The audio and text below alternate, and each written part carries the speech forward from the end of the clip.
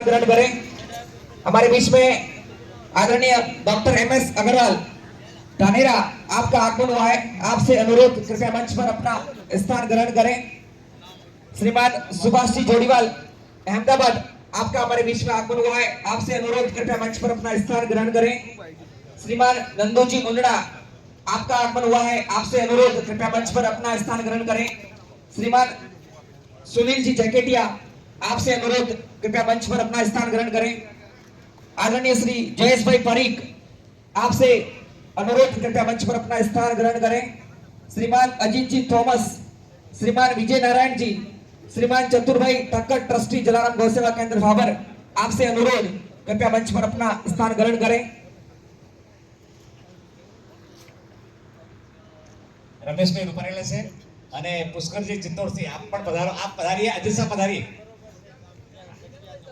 આઈ નહીં, અહીંયા જગા ખૂબ એમ. મેં અભી આપણે અહીંયા પધારેલ સૌનું હું અહીંયા હાર્દિક સ્વાગત અને અભિનંદન કરું છું. માનનીય શંકરભાઈ સાહેબને થોડી ઉતાવળ છે એટલે એના માટે હું પહેલા એમને જે વિધિ છે એ કરી લઈએ આપણે, અને પછી સાહેબનું માર્ગદર્શન લઈ અને પછી આપણે આપણો કાર્યક્રમ શરૂ રહેશે. આપણે બધા બેસી રહીશું અહીંયા આગળ. તો અભી